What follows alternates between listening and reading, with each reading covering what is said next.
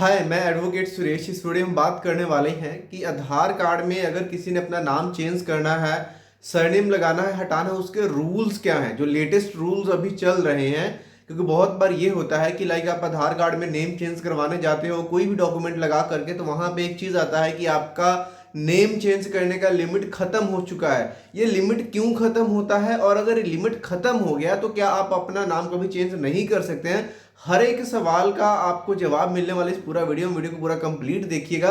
सबसे पहले चीज शुरू करते हैं कि आधार कार्ड में जब कभी भी आपको नेम चेंज करना है, उसके लिए आपके पास दो यहाँ पे अपॉर्चुनिटीज होते हैं। दो बार आप नाम चेंज कर सकते हो। अगर दो बार आपने पहले कभी किया हो, एक बार या एक बार फिर कर लिया कभी, क्योंकि पहले क्या था, एफिडेविट से या जो प्रधान होते थे गांव के, वो अपने लेटर हेड पे लिख करके देते थे, तो आधार कार्ड में नेम करेक्शन हो जाता था। अगर आपने नेम करेक्शन कभी करवाया हो, सरनेम लगवाया हो, हटवाया हो, तो वो एक आपकी लिमिट खत्म हो जाती है। आपको लगता है कि आपने नेम चेंज नहीं करवाया, करेक्शन करवाया, लेकिन नेम चेंज या करेक्शन, सरनेम हटाना या लगाना, ये सब नेम चेंज करने के लिमिट के अंदर ही आते हैं। तो अगर आपने पहले कभी किया होगा तो आपकी लिमिट खत्म हो चुकी होगी। अगर आपने कभी नहीं किया है और आप करने की सोच रहे हो, तो एक बार आप कभी करोगे तो स्टिल आपकी एक लिमिट बची रहेगी। जैसे ही दो लिमिट कर देते हो, आपका दोनों लिमिट खत्म हो जाता है। हालांकि अभी आज की अगर बात करूं तो आधार कार्ड में नेम चेंज करना या नेम में करेक्शन करना बहुत टफ हो चुका है। तो आधार कार्ड में नेम चेंज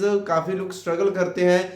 लोग अपना मार्कशीट लगाते हैं, बर्थ सर्टिफिकेट लगाते हैं। अगर किसी बच्चे का केस है तो भी आधार कार्ड में नेम चेंज की जो रिक्वेस्ट है वो बार बार रिजेक्ट हो जा रही है। उस चीज का सोल्यूशन भी इस वीडियो में बताने वाला हूं। बल्कि इसके पहले भी मैंने बहुत सारी वीडियोस में आपको बताया है कि आज की डेट में अगर आपको आधार कार्ड में नेम में करेक्शन करना है, तो नाम कंप्लीट चेंज करना है, तो सरनेम लगाना है, हटाना है, या कोई ऐसा सरनेम लेना है जो आपकी फैमिली यूज ही नहीं करती है, तो ये सब चीजें आप कर तो सकते हो। लेकिन इसके लिए आपको गैजेट नोटिफिकेशन में एक पब्लिकेशन करवानी पड़ती है। फिर उस पब्लिकेशन को यूज करके ये सारे काम आप कर सकते हो। आधार कार्ड में नेम चेंज कर सकते हो, सरनेम लगा सकते हो, हटा सकते हो। क्योंकि इसको टफ करने का रीजन ये था, क्योंकि जब पहले इजीली होता था तो लोग अपने नाम को चेंज करवा करके लोगों के साथ 420 बहुत करते थे, फ्रॉड बहुत होता था, फॉर्जरी के केसेस बहुत होते थे।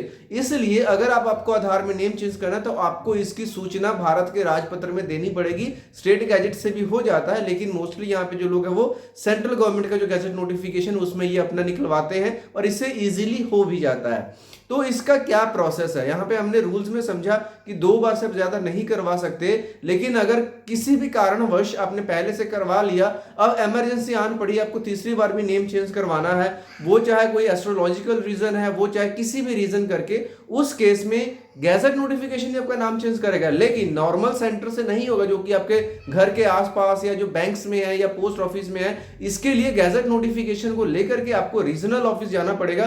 पूरे इंडिया में आई थिंक 6 या 7 ही रीजनल ऑफिस है, जो कि आप गूगल करके यूआईडीए की जो ऑफिशियल वेबसाइट है वहां पे आपको जो रीजनल ऑफिस है उनका एड्रेस आपको मिल जाएगा। वहां से आप एड्रेस को लेकर के उस गैजेट नोटिफिकेशन को वहां पे लेकर के जाओगे, साथ में जो सपोर्टिव डॉक्यूमेंट जैसे कि आपका एग्जिस्टिंग आधार कार्ड और साथ में एक और ओल्ड नेम का आईडी प्रूफ लेकर के जाओगे, तो वहां से जो रीजनल ऑफिस है वो वाले अप्रूवल देंगे, वो अप्लाई करेंगे, तो आपका लिमिट खत्म होने के बाद भी नाम चेंज हो जाएगा।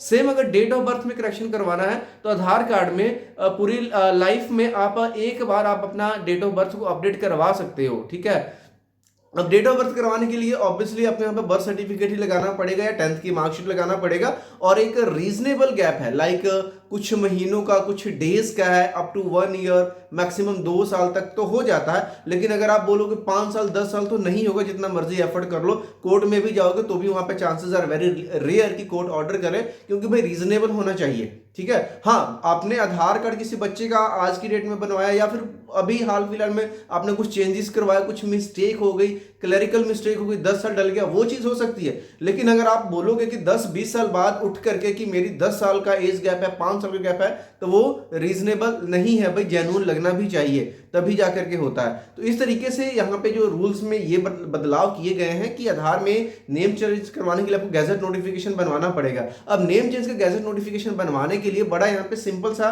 3 स्टेप का प्रोसेस है। सबसे पहले आपने एक मेन मैटर तैयार करना होता है, जो कि गैजेट में पब्लिश होगा, छपेगा, जिसको यूज करके आप आधार में नेम चेंज करवाओगे, जिसका स्पेसिफाइड फॉर्मेट होता है, उसी फॉर्मेट में वो चीजें आती हैं। फिर यहाँ पे एफिडेविट बनेगा, उसी फॉर्मेट में जो आपने डिटेल्स डाली है उसको यूज करते हुए नेम चेंज का एफिडेविट, जिसमें आप बताओगे कि आपका नाम, आपके पिता का नाम, आपका एड्रेस ये है, आप इंडिया के सिटीजन हो और आपने अपना नाम चेंज करके ये से ये रख लिया और फ्यूचर में आप इस नाम से जाने जाओगे, उसको नोटराइज करवाओगे।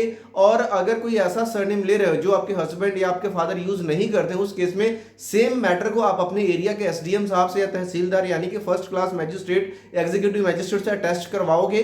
उसके बाद में सेकंड स्टेप पे जहां से भी हो आप आपके डिस्ट्रिक्ट में आने वाले किसी भी एक न्यूज़पेपर में आपने ऐड देना। सिर्फ एक ही न्यूज़पेपर में ऐड देना होता है, बहुत सारे लोग बोलते हैं 2 में देना है, इंग्लिश और हिंदी, ऐसा कोई रिक्वायरमेंट नहीं है गैजेट की तरफ से। वो हिंदी हो, गुजराती, मराठी कोई सा भी हो या इंग्लिश हो, बस आपका जो मैटर हो आप इंग्लिश में रखना, एफिडेविट का मैटर भी आप इंग्लिश में रखना, ताकि जो आपके नेम के स्पेलिंग वगैरह वो अच्छे से वेरीफाई हो सके। ये सब करने के बाद आपका सेकंड स्टेप कंप्लीट हो जाता है। थर्ड स्टेप में आता है गैजेट की फाइल की ड्राफ्टिंग, जिसमें रिक्वेस्ट लेटर लगता है, जिसमें कंट्रोलर ऑफ पब्लिकेशन डिपार्टमेंट को आप रिक्वेस्ट करते हो कि आपका नेम चेंज का जो नोटिफिकेशन है, जो वीकली गैजेट पब्लिश होता है हर सैटरडे को, उसके पार्ट 4 में इसको नोटिफाई कर दिया जाए। नीचे आप अपना नाम, अपना पिता का नाम, एड्रेस, अपना मोबाइल नंबर, ईमेल आईडी ये सब डाल करके साइन करते हो। 2 पासपोर्ट साइज की आपकी फोटोज लगती हैं, उसको भी सेल्फ अटेस्ट करना होता है। देन 2 विटनेसेस के अपने साइन करवाने होते हैं, उसके ऊपर मैटर वही लिखा जाता है जो अपने गैजेट में पब्लिश करवाना है। फिर वही मैटर आपने सीडी में डालना होता है एमएस वर्ड की फाइल में, और उसका एक सर्टिफिकेट बनाना होता है कि जिस मैटर के ऊपर आपने विटनेसेस के साइन करवाए हैं, 2 विटनेसेस चाहिए होते हैं, और जो मैटर आपने सीडी में डाला वो डिट्टो सेम है, उसमें कोई भी मिसमैच नहीं है। इनके साथ कोई मिसमैच होता है तो उसके रिस्पॉन्सिबल आप खुद यानी कि एप्लीकेंट होगा। ये करने के बाद फिर गवर्नमेंट फीस कटवानी होती है। अगर दिल्ली के आसपास से हो, फाइल को खुद से दिल्ली गैजेट ऑफिस में जमा करवाने वाले हो, क्योंकि पूरे इंडिया में सिर्फ एक ही गैजेट ऑफिस है, दैट इज इन दिल्ली। तो अगर आप दिल्ली के आसपास से हो, खुद से जमा करवाने वाले हो, तो काउंटर पे भी एटीएम, डेबिट या क्रेडिट कार्ड से फीस पे कर सकते हो। अदरवाइज bharatkosh.gov.in वेबसाइट पे जाकर के 1100 रुपए का अपने चालान जनरेट करना है, उसको आप ऑनलाइन पे करोगे तो जो उसकी रिसिप्ट है पीडीएफ में डाउनलोड हो जाएगी। फिर उसको प्रिंट करके आप अपनी फाइल के साथ अटैच करोगे। यहाँ पे इतना करते ही आपकी पूरी की पूरी फाइल कंप्लीट हो जाती है। और जो सीडी में मैटर डालोगे वो एमएस वर्ड में होगा, उसमें कुछ भी पेन से साइन या पीडीएफ नहीं, वो एमएस वर्ड में ही जाएगा। राइट, ये सब करने के बाद आपका फाइल का काम कंप्लीट हो गया। अब इस फाइल को दिल्ली भेजना है, नजदीक हो खुद से चले जाओ, दूर हो वाया पोस्ट भेज दो।